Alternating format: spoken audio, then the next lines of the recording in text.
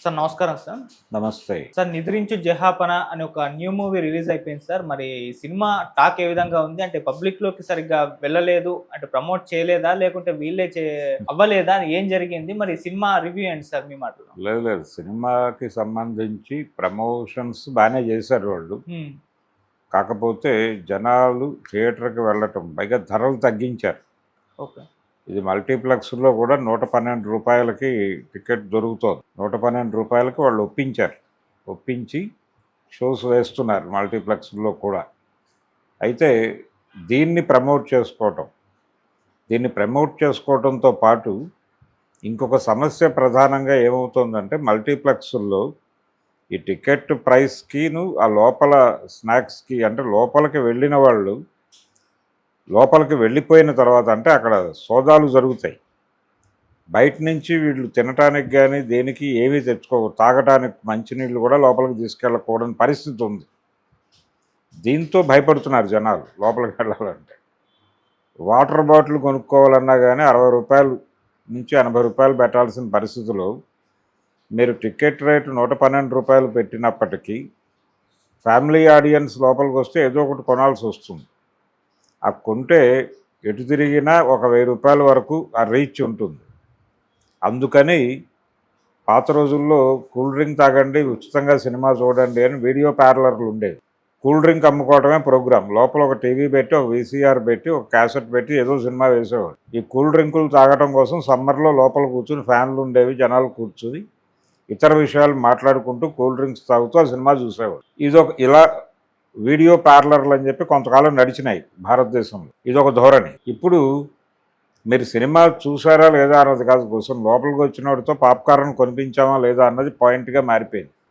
ఇది భయపెడుతోంది. మీరు రూ. 112 ధర పెట్టినా జనాలు థియేటర్లోకి రావడానికి భయపడుతున్నారు. కారణం ఏమిటి అంటే ఈ థియేటర్లు ఆడియన్ ఫ్రెండ్లీగా ఉండకపోవడం అనేది కారణం. థియేటర్లో నిరూపించుకుంటే తప్ప ఓటీటీ వాళ్ళు చేయి పెట్టడం లేదు. ఇదొక ఇష్యూ ఉంది. సో ముందు థియేటర్లో ప్రూవ్ చేసుకోవాల్సిన బాధ్యత సినిమాలది అయిపోయింది. ఈ కండిషన్లో చాలా సినిమాలు, చాలా మంచి కంటెంట్ సినిమాలు, వాళ్ళు చాలా ఆస్పిరేషన్స్తో సినిమాలు తీసిన వాళ్ళు సినిమా రిలీజ్ చేసుకోవడానికి తిప్పలబడుతున్నారు, సినిమాని జనంలోకి తీసుకెళ్ళడానికి తిప్పలబడుతున్నారు. సినిమాని ఆ తర్వాత దాని మీద భవిష్యత్తు నిర్మించుకోవడం కోసం సినిమా తీస్తారు. ఆ సినిమా ప్రాపర్గా జనంలోకి వెళ్ళకపోతే ఏంటి పరిస్థితి? తాత మనవడు అనే సినిమా ప్రాపర్గా జనాలలోకి వెళ్ళింది కాబట్టి దాసనారాయణరావు అనే ఒక డైరెక్టర్ నిలబడ్డాడు అంతకాలం. ఇదే జరగకపోతే ఏమిటి పరిస్థితి? ఆయనే అన్నాడు ఒకసారి, ఈ రోజుల్లో అయితే నేను డైరెక్టర్ని అయి ఉండేవాడిని కాదు అని. ఇప్పుడు ఈ 'నిజరించు జహాపన' సినిమాకి సంబంధించి డైరెక్టర్ ప్రసన్న కుమార్ కూడా ఒక కొత్త పాయింట్తో జనంలోకి వెళ్ళాలి అనే ఉద్దేశంతో కొంత రీసెర్చ్ చేసి రాసుకున్న కథే అది. మనకి నిద్రకి సంబంధించిన కథ. అతను ఆ టైటిల్ కూడా కథ కోసం పెట్టుకున్న టైటిలే. 'నిజరించు జహాపన' అంటే నిద్ర, అతి నిద్ర అనేది ఒక ప్రాబ్లం, ఒక హెల్త్ ఇష్యూ. అది ఈ ప్రాబ్లంలో ఉన్నటువంటి ఒక వ్యక్తి కథ. అది సమాజం దాన్ని ఎలా రిసీవ్ చేసుకుంటుంది, సమాజానికి ఈ జబ్బుకి ఉన్నటువంటి గొడవ ఏమిటి దగ్గర నుంచి అనేక అంశాలు తడిమాడు దానిలో. ఈ తడిమేటువంటి క్రమంలో సినిమాని ఎంగేజింగ్గా నడపడం కోసం కథలో ఉన్నటువంటి 2 పాయింట్స్ని 2 కథలుగా మార్చి చెప్పాడు. 2 టైమ్ లైన్స్లో కథను నడపడం అనేది మనకి ఈ మధ్యకాలంలో అలవాటైంది. అయితే ఇతనేం చేశాడంటే ఒకే కథలో ఉన్న పాయింట్ని ప్యారలల్గా నడుపుతూ ఆడియన్స్ని ఎంగేజ్ చేయటం అనే దాని మీద ఎక్కువ కాన్సన్ట్రేషన్ చేశాడు డైరెక్టర్. అది వర్కౌట్ అయింది. సినిమా ఫస్ట్ హాఫ్ బాగానే ఉంది, సెకండ్ హాఫ్ కూడా బాగానే నడపగలిగాడు. అంటే ప్రధానమైన అంశం అక్కడే చెప్తాడే. ఇది చెప్పడం కోసం అంటే వీళ్ళల్లో రకరకాల ఇవి పోగుపడిపోతాయి. కళలో ఉన్నామా లేకపోతే ఇళ్ళలో ఉన్నామా, వాళ్ళ జీవితంలో జరిగినటువంటి సంఘటనలు వాళ్ళకే కళగా అనిపించేటువంటి పరిస్థితి. దీన్ని ఆయన డైరెక్టర్ హ్యాండిల్ చేసిన పద్ధతి, చివరిలో రివీల్ చేసినటువంటి పద్ధతి, మధ్యలో రకరకాల కన్ఫ్యూజన్స్ క్రియేట్ చేస్తాడు. అది కూడా వాంటెడ్గా చేసింది, కథ కోసం చేసింది. ఒక హెల్త్ ఇష్యూని ప్రాపర్గా హ్యాండిల్ చేయటంలో సమాజం బాధ్యత కూడా ఉంటుంది కొత్తగా అనిపిస్తే. దానికి డాక్టర్ల వైపు నుంచి కూడా సహకారం కావాలి. ఆ సహకారం కూడా లభించదు కొన్ని సందర్భాల్లో. ఎందుకంటే వైద్యం అనేది కార్పొరేటైజ్ అయిపోయిన తర్వాత ఇక్కడ కస్టమర్గా చూస్తున్నారు పేషెంట్గా చూడటం అనే కల్చర్ వెళ్ళిపోయి కస్టమర్గా చూడటం మొదలైన తర్వాత ఇక ఇది కష్టం అండి, దీనికి సంబంధించి మేమేం చేయలేం, తీసుకెళ్ళి ఇంట్లో పెట్టుకోండి అని చెప్పి వాళ్ళు చేతులు కడుక్కునే ప్రయత్నమే చేస్తున్నారు. సమాజం ఏమో ఇలాంటిది ఉండదు, అది చనిపోయి ఉంటాడు, మీరు తీసేయండి, అది ఉండటం వలన చాలా ప్రాబ్లమ్స్ ఉంటాయని వాళ్ళు వ్యవహరిస్తారు. ఇలాంటి పరిస్థితుల్లో సమాజం ఉంది అనేది చెప్పే ప్రయత్నం కూడా చేశాడు అతను డైరెక్టర్. బాగానే ఉంది, అంటే ఇన్ టోటల్ కథ డిజైన్ బాగానే ఉంది. అతను నడిపిన తీరు స్క్రీన్ ప్లే కోసం చాలా కష్టపడ్డాడు.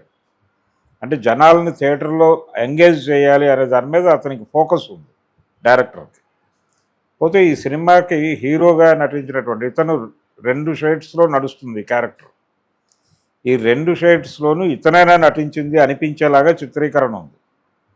దానికి అతనికి చాలా అంశాలు కలిసి వచ్చినాయి. ఆ హీరో ఆనందవర్ధన్, అతను బాలనటుడిగా మనకు తెలుసు. చాలా మనసంతా నువ్వే సినిమాలో తూనీగా పాటలో కనిపించే కుర్రాడే ఇతను. అలాగే ఇందిరా సినిమాలో కనిపిస్తాడు ఇతను మేనల్లుడిగా, చిరంజీవి గారి మేనల్లుడిగా కనిపిస్తాడు. ఇలా చాలా సినిమాల్లో, సూర్యవంశం సినిమాలో ఉంటాడు. సూర్యవంశం హిందీ వెర్షన్లో కూడా కనిపిస్తాడు. అమితాబ్ బచ్చన్ ఇతన్ని భుజాలకు ఎత్తుకుని మోసినటువంటి సన్నివేశాలు కూడా ఉంటాయి దానిలో. ఇలా చాలా సినిమాలు ఉన్నాయి. జగపతి బాబుతో మొదటి సినిమా చేశాడు ఇతను, ప్రియరాగాలు అనుకుంటా. జగపతి బాబు సౌందర్య సినిమా, ఆ సినిమాతో మొదలైంది ఇతని జీవితం. ఇతను పిబి శ్రీనివాస్ గారి మనవడు, పాత గాయకుడు. పిబి శ్రీనివాస్ అంటే ప్రతివాద భయంకరాచార్య శ్రీనివాస్ ఆయన పేరు. ఆయన ఆ పిబి శ్రీనివాస్ గారి మనవడు ఇతను. ఆయన అద్భుతమైనటువంటి గాయకుడు, అలాగే ఆయన బహుభాషావేత్త కూడా. ఆయన జేబులో రకరకాల రంగుల్లో పెన్నులు ఉండేవి. ఆయన ఏ లాంగ్వేజ్లో రాసినప్పుడు ఆ పెన్ను వాడేవాడు.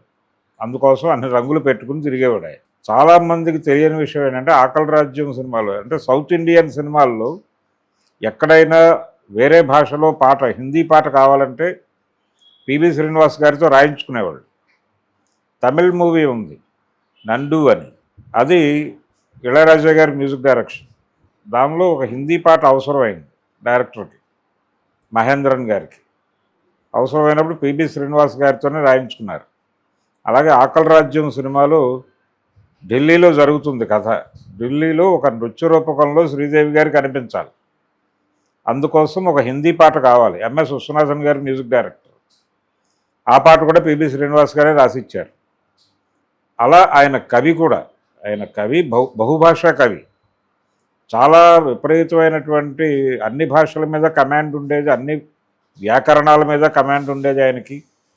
ఆయన తెలుగు సినిమా గాయకుడు కావటం అనేది ఒక రకంగా చాలా ప్రౌడ్, గర్వపడాల్సినటువంటి విషయం. ఒక సందర్భంలో అంటే తెలుగు వాళ్ళకు ఒక ఇది ఉంది, పద్యం పాడాలంటే ఘంటసాల గారే పాడాలి, ఇంకొకటి ఆ ఏరియాలో జెండా ఎగరేసే ప్రసక్తి లేదు. శ్లోకం పాడాలంటే పిబి శ్రీనివాస్. ఆ ప్రత్యేకత సాధించాడు ఆయన. పద్యం పాడాలంటే ఘంటసాల, శ్లోకం పాడాలంటే పిబి శ్రీనివాస్ అనేటువంటి ఒక ప్రత్యేకత సాధించినటువంటి అరుదైనటువంటి గాయకుడు ఆయన. ఘంటసాల గారు కూడా, ఆయన కూడా కవే, వారు కూడా పాటలు రాసేవారు. చాలా పాపులర్ సాంగ్ అంటే బహుదూరపు బాటసారి అనే పాట ఆయన రాసింది, ఓకే, ఘంటసాల గారు రాసింది. అలా వీళ్ళలో ఆ బహుముఖ ప్రజ్ఞ ఉండేది. అలాంటి ఒక బహుముఖ ప్రజ్ఞావంతుడి మనవడైన ఈయన చిన్నప్పటి నుంచి కొంచెం ఇది ఉంది, సినిమా ఇది ఉంది. పైగా బాలనటుడిగా ఆయనకి చాలా మంచి, అంటే ప్రేక్షకుల నుంచి ఒక ఆదరణ దొరికింది. ఆ ఆదరణ మీద సక్సెస్ఫుల్ చైల్డ్ ఆర్టిస్ట్ అతను. సక్సెస్ఫుల్ చైల్డ్ ఆర్టిస్టులు అందరూ ఆ తర్వాత కెరియర్లో వాళ్ళు యవ్వన దశలోకి వచ్చిన తర్వాత హీరోలుగాను హీరోయిన్లుగాను జెండాలు ఎగరేసిన వాళ్ళు తక్కువ మంది. శ్రీదేవి కనిపిస్తుంది ఆ ఏరియాలో. శ్రీదేవితో పాటు కమల్ హాసన్ కనిపిస్తాడు. కమల్ హాసన్ కూడా చైల్డ్ ఆర్టిస్టే. ఒక రకంగా అక్కినేని నాగేశ్వరరావు గారు కూడా బాలనటుడే. ధర్మపత్ని సినిమాలో ఆయన తొలి సినిమా అది. దానిలో ఆయన పోషించింది బాలనటుడి పాత్రే నాగేశ్వరరావు గారు. చక్రపాణి గారు రైటర్గా ఎంట్రీ ఇచ్చిన సినిమా కూడా అదే.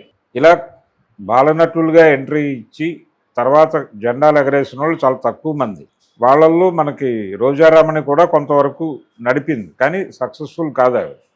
కొంతవరకే చెల్లెల పాత్రలకు పరిమితం అయిపోయి ఆవిడ అలా వెళ్ళిపోయారు.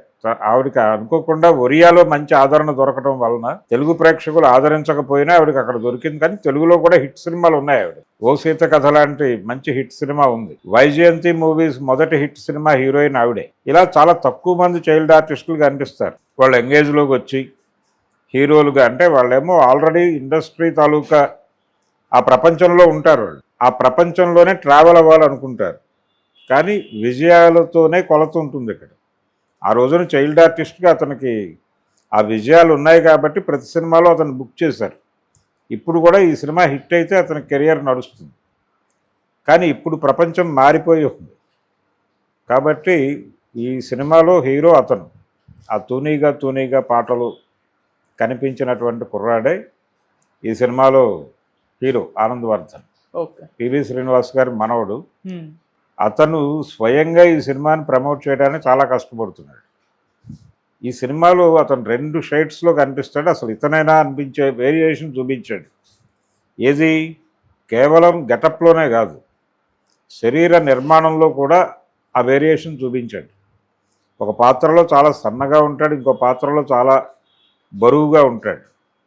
అంటే దీనికి అతనికి అనుకోకుండా ఒక ఫైర్ యాక్సిడెంట్ జరిగింది షూట్లోనే. జరిగితే కొంతకాలం ట్రీట్మెంట్కి వెళ్ళాడు ఆయన. ఆ వెళ్ళిన సందర్భంగా హాస్పిటల్లో ఉండాల్సి వచ్చింది. ఆ హాస్పిటల్లో ఉన్నప్పుడు వెయిట్ పెరిగాడు ఆయన. ఆ పెరిగి బయటకు వచ్చిన తర్వాత ఆ షార్ట్స్ అన్నీ కంప్లీట్ చేసి మళ్ళీ తగ్గి ఈ క్యారెక్టర్ కంప్లీట్ చేయటం, అంటే ఇంత కసరత్తు చేశారు ఈ సినిమా. ఆ వేరియేషన్ కనిపిస్తుంది తెర మీద. చాలామంది కన్విన్స్ కారు ఇతనే అతను అని చెప్తే తప్ప కన్విన్స్ కారు. గెటప్ దగ్గర నుంచి ఆ వేరియేషన్ నడిపాడు. కథలో 2 టైమ్ లైన్స్లో నడుస్తున్నటువంటి కథలాగా కనిపిస్తుంది. అది మ్యాచ్ అయింది. 2 భిన్నమైనటువంటి కథలనే అనుకుంటారు, కానీ ఇది ఎక్కడో కనెక్ట్ అవుతుంది అనేది ఎక్కడా కూడా ఆడియన్స్కి అర్థం కాదు. అలా చాలా ఇంట్రెస్టింగ్గా స్క్రీన్ ప్లే నడిపాడు డైరెక్టర్. ఇది మంచి సినిమానే, మంచి సినిమా, జనాలు ఎంగేజ్ అయ్యే సినిమా. థియేటర్కి వెళ్ళి ఒక కొత్త పాయింట్ మీద డైరెక్టర్లు, అంటే థియేటర్కి జనాలు రావాలంటే ఏదో కొత్త పాయింట్ ఉండాలి అనే స్పృహ ఉంది అతనికి. దానికోసం ఒక కొత్త పాయింట్ తీసుకుని దాని మీద కొంత రీసెర్చ్ చేసి రాసుకున్న కథ అది. దాన్ని జనాలకు ఇంట్రెస్టింగ్గా ఎలా చెప్పాలో ఆ స్క్రీన్ ప్లే కూడా డిజైన్ చేసుకున్నాడు ప్రసన్న కుమార్. అతని కష్టం ఉంది, హీరో కష్టం ఉంది. హీరోయిన్స్ ఇద్దరు, ఒకళ్ళు మలయాళం నుంచి, ఒకళ్ళని హిందీ నుంచి, బాలీవుడ్ నుంచి ఇంపోర్ట్ చేసుకున్నారు. వాళ్ళు కూడా వాళ్ళకి ఇచ్చిన పాత్రలకు న్యాయం చేశారు. కానీ ప్రధానమైన కష్టం వీళ్ళదే. ఈ ప్రాజెక్టు నడిచిన క్రమంలో కోవిడ్ టైంలో మొదలైన ప్రాజెక్ట్ ఇది. నెమ్మదిగా నడిచి ఇప్పుడు జనం ముందుకు వచ్చింది అది. ఇలా చాలా సినిమాలు ఉన్నాయి. అందుకని వీళ్ళందరూ కలిసి ఒక డిమాండ్ చేయాలి. అదేంటంటే మల్టీప్లెక్స్ల్లో ఒక షో చిన్న సినిమాలకు ఇవ్వండి, 100 రూపాయలే టిక్కెట్టు, దానికి వాళ్ళని అంగీకరింపజేయండి. అలాగే నిర్మాతల సమ్మె సందర్భంగా మల్టీప్లెక్స్ల్లో స్నాక్స్ ధరలు ఇబ్బంది పెడుతున్నాయి, దాన్ని తగ్గింపజేసే ప్రయత్నం చేస్తాం మేము అని దిల్ రాజు గారు చెప్పారు. వారు ఆ మాట మీద నిలబడేలాగా, ఇప్పుడు పైగా ఆయన ఎఫ్డిసి చైర్మన్ కూడా అయ్యాడు కాబట్టి ఆయన కొంచెం బాధ్యత తీసుకుని అక్కడ కొంచెం స్నాక్స్ జనాలకు అవైలబుల్గా ఉండేలాగా, లేదు ప్రీమియం టైప్ అలాగే ఉంచి సాధారణ ప్రేక్షకుల కోసం కూడా ఒక డివిజన్ పెట్టాలి. ఒక చిన్న వేరియేషన్ పెట్టండి, ఇంకొంచెం 50 రూపాయల్లో ఏదైనా కొనుక్కోవడానికి అవకాశం కల్పించండి కనీసం. పాత రోజుల్లో టిక్కెట్ రేట్లో 4వ వంతు స్నాక్స్ ఉండేవి. 10 రూపాయల టిక్కెట్ ఉంటే రూపాయికి 4 సమోసాలు దొరికేవి అక్కడ. 5 రూపాయల టిక్కెట్ ఉంటే అర్ధ రూపాయికి 4 సమోసాలు దొరికేవి. ఇప్పుడు టిక్కెట్ రేటు ఇంటూ 4 వేస్తే స్నాక్స్ ఉన్నాయి. ఈ పరిస్థితి పోవాలి. ఈ పరిస్థితి పోతే థియేటర్ ఆడియన్స్ ఫ్రెండ్లీ అవుతుంది. ప్రేక్షకులు కదా మనకి కావాల్సింది. వచ్చిన వాళ్ళల్లో ప్రీమియం, ఆ రోజున కూడా ప్రీమియం ప్రేక్షకులు ఉండేవాళ్ళు, బాల్కనీ ప్రేక్షకులు. వాళ్ళకి అమ్మే స్నాక్స్ వేరు, కింది తరగతులకు అమ్మే స్నాక్స్ వేరుగానే ఉండేవి. ఆ డివిజన్ చేయండి పోనీ. భారతదేశంలో ఇంకా అందరూ విపరీతంగా డబ్బులు సంపాదించే పరిస్థితుల్లో లేరు అనే ఒక వాస్తవాన్ని గుర్తించండి. గుర్తించి కొంచెం థియేటర్లను షేప్ చేయగలిగితే ఇలాంటి సినిమాలు బతుకుతాయి. అది చేయగలిగితే కొత్త ఆశలతో సినిమా ప్రపంచంలోకి వస్తున్న వాళ్ళు మంచి కంటెంట్తో వచ్చి కూడా దెబ్బతింటున్నారు అక్కడ. ఈ సినిమాకి ఫైనాన్షియల్గా వర్కౌట్ కాకపోతే ఇంకో డైరెక్టర్ ఇంకో ప్రొడ్యూసర్ వాళ్ళ మీద డబ్బులు పెట్టడానికి సిద్ధపడ్డారు. అది ఇబ్బంది అవుతుంది. కెరియర్ దాన్ని నమ్ముకుని వచ్చిన వాళ్ళు కదా, దాన్ని నమ్ముకుని వచ్చిన వాళ్ళు, పైగా దాని మీద డబ్బులు పెట్టి వచ్చిన నిర్మాతల్లో చాలామంది డొనేట్ చేసి వెళ్ళిపోవడానికి సిద్ధపడి వచ్చినట్టుగానే వస్తున్నారు. ఏదో ఒక సినిమా తీసాం అని అనిపించుకోవడానికి వస్తున్నారు, డబ్బులు దానం ఇచ్చి వెళ్ళిపోయినట్టే. రికవరీ తక్కువ. ఈ రికవరీ తక్కువ అనే దాన్ని గుర్తించి రికవర్ అవటానికి ఉన్నటువంటి అవకాశాలని మెరుగుపరచగలిగితే ఇలాంటి ఆస్పిరెంట్స్ అందరూ బతుకుతారు. వీళ్ళని బతికించడం మీద ఛాంబర్ కానీ ఇతర సంస్థలు కానీ దృష్టి పెట్టాలి. ఫిల్మ్ డెవలప్మెంట్ కార్పొరేషన్ కూడా వీళ్ళ గురించి పనిచేయాలి, పెద్ద నిర్మాతల గురించి కాదు. వాళ్ళని ఫెసిలిటేట్ చేయడం కోసం ముఖ్యమంత్రులతో సమావేశాలు పెట్టి టికెట్ల రేట్లు పెంచుకుంటాం, బెనిఫిట్ షోలు వేసుకుంటాం, దీని గురించి కాదు గొడవ చేయాల్సింది. ఇండస్ట్రీని బతికించేది వీళ్ళని బతికిస్తే వీళ్ళు ఇండస్ట్రీని బతికిస్తారు. పెద్ద సినిమాలు సంవత్సరానికి కొన్నే ఉంటాయి. ఏ హీరో కూడా 3 సంవత్సరాలకు ఒక సినిమా చేస్తున్న హీరోలు ఉన్నారు మనకి. వాళ్ళ మీద డిపెండ్ అయితే మిగిలిన వాళ్ళు ఏమైపోవాలి? మిగిలిన 24 క్రాఫ్ట్ల వాళ్ళు ఏమైపోవాలి? ఏం తినాలి వాళ్ళు? వాళ్ళకి పని ఉండాలి కదా. పని ఉండాలంటే వీళ్ళు బతకాలి. అందుకని వీళ్ళని బతికించడం మీద ఇండస్ట్రీ దృష్టి పెడితే ఇలాంటి సినిమాలు వస్తాయి, ఇలాంటి సినిమాలు బతుకుతాయి.